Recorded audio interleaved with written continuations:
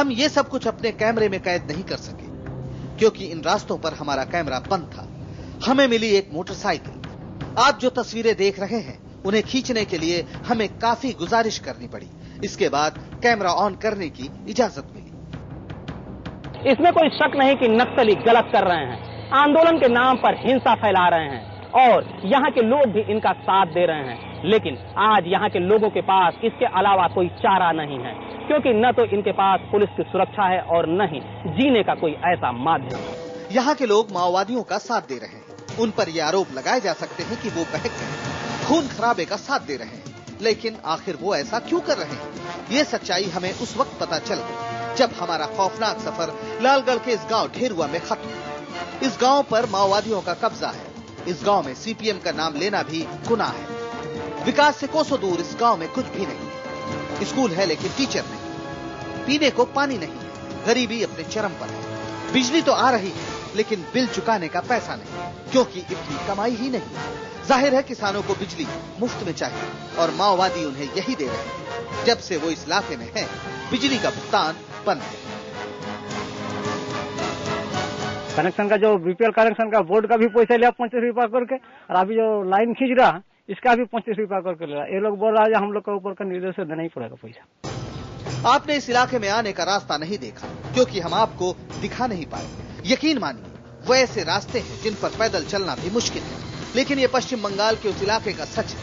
न सिर्फ उस इलाके का बल्कि ऐसे कई इलाकों का हम दिखाएंगे आपको। लेकिन उससे पहले हम आपको यहाँ रोजगार की हकीकत दिखाते हैं। रोजगार गारंटी योजना यहाँ आकर अपना दम तोड़ देती है।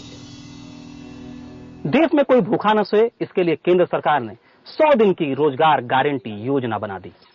ये योजना निश्चित रूप से लालगढ़ के इस गांव तक भी पहुंच गई। लेकिन आपको जानकर हैरानी होगी कि यहाँ 3 साल में सिर्फ किसी को 25 दिन तो किसी को 24 दिन और किसी को 19 दिन ही रोजगार मिल पाया है। आप समझ सकते हैं कि इतने कम दिन में यहाँ के लोग कितना पैसा कमा पाएंगे और कैसे जी रहे होंगे। 12 दिन।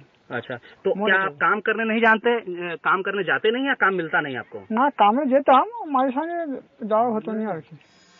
भला 10 से 20 दिन के रोजगार में कोई कैसे अपना घर चला सकता है? कैसे अपने बच्चों को अच्छी शिक्षा दिला सकता है? कैसे अपने परिवार में किसी बीमार का बोझ ढो सकता है? लोगों को लग रहा है कि सरकार ने उसका हक छीन लिया है। स्थानीय नेता उन्हें धोखा दे रहे हैं। इनकी उम्मीद अब माओवादियों से बढ़ रही है। माओवादी उनके रहनुमा बन चुके हैं।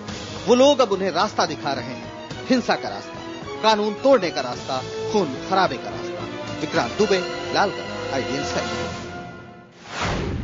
कुल मिलाकर पश्चिम बंगाल में 2 पार्टों में पिस रहे हैं किसान और मजदूर। आपने देखा कि पश्चिमी मिदनापुर का लालगढ़ इलाका कैसे नक्सलियों का गढ़ बन चुका है। हम आपको बता दें कि गांव के गांव स्थानीय लोगों के समर्थन से माओवादियों के ठिकाने बने हुए हैं। इन इलाकों में नक्सलियों का पहुंचना मुश्किल है, लेकिन माओवादियों का बेहद आसान। अब हम आपको उस जगह पर ले जा रहे हैं जो पिछले दिनों अचानक सुर्खियों में आ गई थी, क्योंकि यहां पूरी की पूरी राजधानी एक्सप्रेस को ही हाईजैक कर लिया गया था।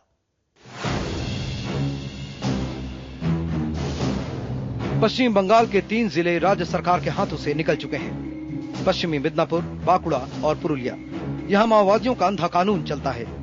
मामले की गंभीरता का अंदाजा इसी बात से लगाया जा सकता है कि वो पुलिस थाने से अगवा एक पुलिस अधिकारी को किस तौर पर पेश करते हैं। देखिए, पिछले दिनों माओवादियों ने जब इस पुलिस अफसर को छोड़ा तो उसके सीने पर लिखा था POW यानी प्रिजनर ऑफ वॉर, यानी युद्धबंदी। तो क्या वो युद्ध लड़ रहे हैं सरकार के खिलाफ? हम एक बार फिर पहुंचे उस जगह पर जो जगह एकाएक देश भर के मीडिया में छा गई। ये जगह है बांसटोला।